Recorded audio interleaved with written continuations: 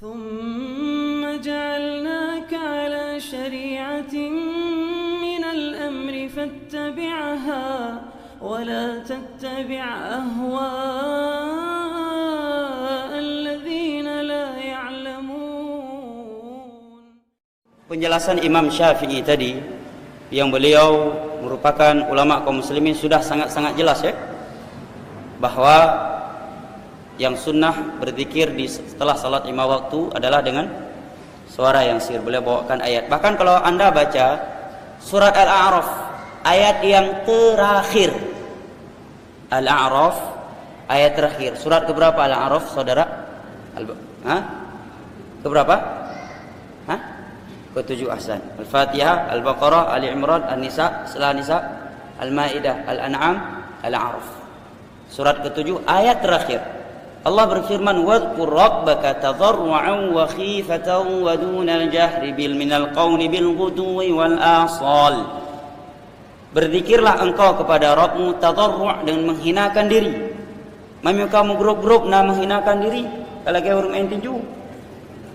Wa khifah dengan suara yang pelan. Allah tekankan kembali wa dunal jahr, bukan dengan jahar. Bil ghudwi wal asal, di pagi hari dan di sore hari. Ini ayat surat Al-A'raf ayat terakhir. Kemudian tadi Imam Syafi'i berdalil juga dengan surat Al-Isra ayat 11 ayat 110. Adapun hadis yang sering dibawakan adalah hadis Abdullah bin Abbas dan Abdullah bin Zubair, bahwa Nabi mengucapkan la ilaha illallah dengan bisautihil a'la, dengan suara yang keras. Hadis yang kedua yang sering dibawakan adalah hadis Abdullah bin Abbas dalam Sahihul Bukhari, bahwa beliau mengetahui selesainya salatnya Rasulullah sallallahu alaihi wasallam dengan takbir. Maka jawabannya dan yang paling berilmu, lebih berilmu dari kata kita, dan jawabannya lebih akurat adalah jawaban Imam Syafi'i. Kata beliau tadi jelas ya, "Inna wa ahsabu innama jahara qalilan liyata'allaman nasu minhu." Nabi mengeraskan di beberapa waktu itu tujuan agar para sahabat mempelajarinya. Sebagai contoh, salatnya beliau di atas mimbar. Setelah para sahabat memahaminya, apakah setelah itu beliau pernah lagi salat di atas mimbar? Kedua, kata beliau, yang menguatkan pemahaman ini juga kata Imam Syafi'i tadi, bahwa di sana juga ada riwayat-riwayat selain riwayat Abdullah bin Zubair dan Abdullah bin Abbas yang menyebutkan zikirnya Nabi setelah salat 5 waktu. Tidak ada yang menyebutkan jahar, menunjukkan kebanyakannya Nabi tidak menjahar dan menunjukkan bahwa beliau menjahar tujuan untuk para sahabat, agar para sahabat menghafal dari beliau. Nah, sekarang untuk dihafal tiplo dong kan apa-apa, man taulau lagi tak perkara tapi sampai mati kah mungkin. Alhamdulillah kitab-kitab, buku-buku banyak yang menyebutkan panduan zikir setelah salat 5 waktu. Ini yang pertama.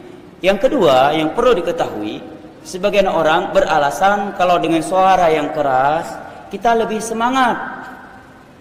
Ya, lebih semangat. Maka para ulama menjawab, sesungguhnya petunjuknya Nabi dan para sahabat beliau lebih baik buat kita. Setiap Jumat Nabi SAW berkhutbah selalu membawa muqaddimah yang sering ditinggalkan oleh sebagian khatib Jumat. Dalam hadis Jabir, Nabi tidak pernah lupa mengucapkan fa inna asdaqal hadithi kalamullah wa khairul hadi hadi Muhammadin sallallahu alaihi wasallam wa syarrul umuri muhdatsatuha fa inna kulla muhdatsatin bid'ah. Ini khutbah Nabi setiap Jumat. Hadis riwayat Imam Muslim dari Jabir bin Abdullah radhiyallahu anhu. Sejujur-jujur ucapan adalah firman Allah. Sebaik-baik petunjuk adalah petunjuk Muhammad, dan sejelek-jelek perkara adalah perkara yang baru yang diada-adakan dalam urusan agama, karena setiap perkara baru yang diada-adakan dalam urusan agama adalah bid'ah, dan bid'ah adalah sesat. Berarti orang semua sesat. Saya enggak menyesatkan orang, saya baca hadis Nabi. Yaitu khutbah beliau setiap Jumat. Jadi enggak perlu fobia. Orang yang pertama kali memperingatkan bahaya bid'ah Nabi kita, bukan orang lain. Para sahabat, para tabi'in, kalau kita buka 4 imam mazhab kita, mereka penuh dengan peringatan bahayanya bid'ah. Kalau ingin tujuannya semangat, sesungguhnya Nabi dan para sahabat lebih semangat daripada kita. Ya, apalagi di masa itu ngantuk lebih mudah, apalagi musim dingin kan?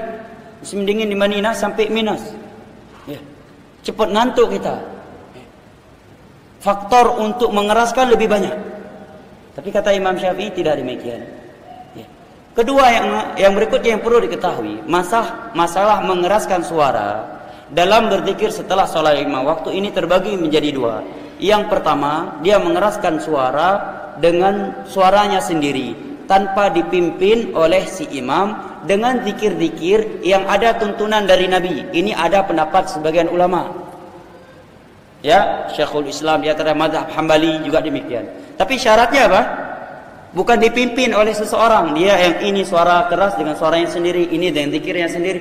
Dan yang kedua syaratnya, zikir yang dia baca memang zikir paket paten dari Nabi, panduan beliau, bukan zikir yang lain ditambah-tambah. Ini boleh dengan suara yang keras. Pendapat sebagian ulama, walaupun Imam Syafi'i berpendapat tidak, dengan alasan beliau di atas tadi. Yang ketiga ini yang para ulama sepakat tidak boleh, dengan suara yang keras dipimpin oleh seorang imam, dan zikir yang dibaca pun bukan zikir yang dibacakan oleh Nabi SAW. Al-Fatihah, hai kan God Al-Fatihah, Al-Baqarah pi gaci. Kenapa enggak pilih Al-Baqarah yang lebih panjang, hampir 2 juz setengah kurang 1 lembar? Ya kan? Kalau kita mau pakai pikiran, memakai rasio, kata Imam Syafi'i, man istahsana faqad syarra'. Orang yang beragama dengan landasan yang penting kan tujuannya baik, pasti dia akan membuat syariat baru selain syariat Nabi SAW. Ya kan? Ada ini berpendapat baik sebelum pakai baju baru salat dulu 2 rakaat.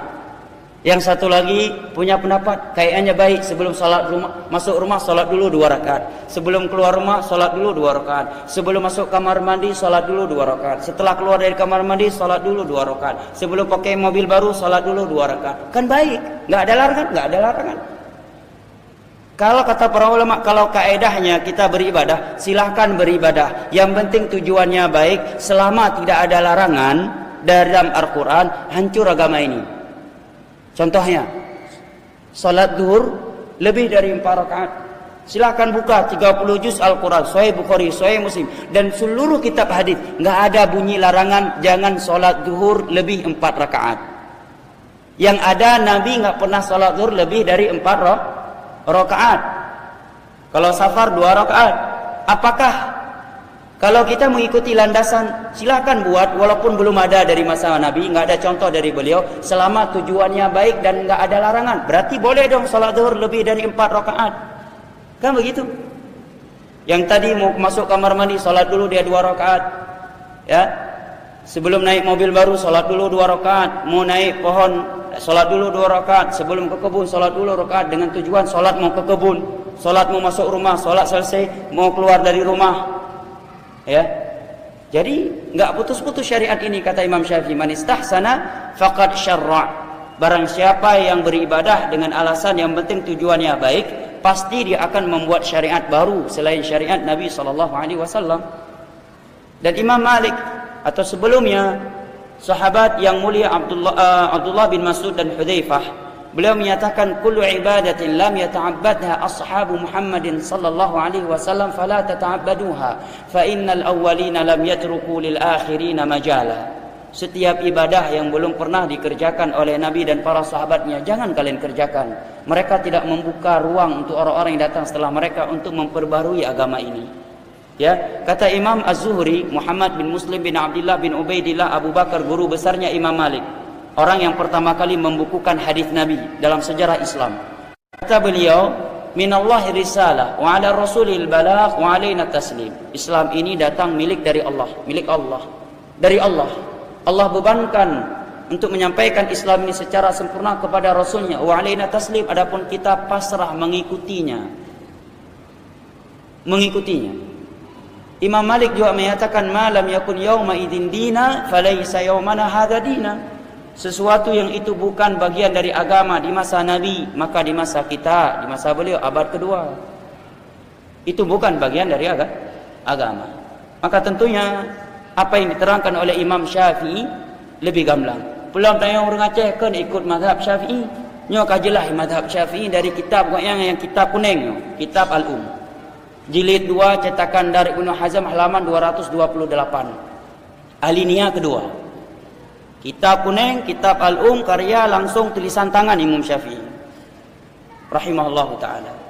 Rupanya mazhab Imam Syafi'i tidak jahar, tetapi dengan sir berzikir setelah salat 5 waktu. Berarti menyona masjid yang zikir sir nyangkeh masjid ikut mazhab Syafi'i. Itulah masjid yang mengikuti mazhab Syafi'i. Ya. Adapun pendapat ulama Syafi'i ya, itu enggak mesti pendapatnya Imam Syafi'i. Ada pendapat Syafi'i ya, ada pendapat Imam Syafi'i. Contoh misalkan mengeraskan melafaz niat, itu pendapat Syafi'iyah Abu Abdullah Az-Zubairi, ya, bukan pendapat Imam Syafi'i, dan diterangkan oleh Imam Nawawi dalam Syarhul Muhadzab bahwa beliau yang pertama kali mencetus lafaz niat dan disalahkan oleh ulama-ulama senior mazhab Syafi'i. Ya, jadi kalau kata pelah kita pamohoi to yang pohon bubut. Ya, demikian juga dalam kitab Bajuri, kitab Yana juga disebutkan seperti masalah kanduri urmati. Bajuri Yana membahaskan itu tidak boleh. Ya, jadi kalau pertanyaan tadi dari mana dapatnya, ini seperti yang saya sebutkan tadi, itu beberapa alasannya. Maka jawabannya seperti Imam Syafi'i jawab. Tentunya kita lebih nyaman dan lebih tenang dengan pendapat Imam Syafi'i. Haingan lahir tertutup oleh Imam Hijriyah.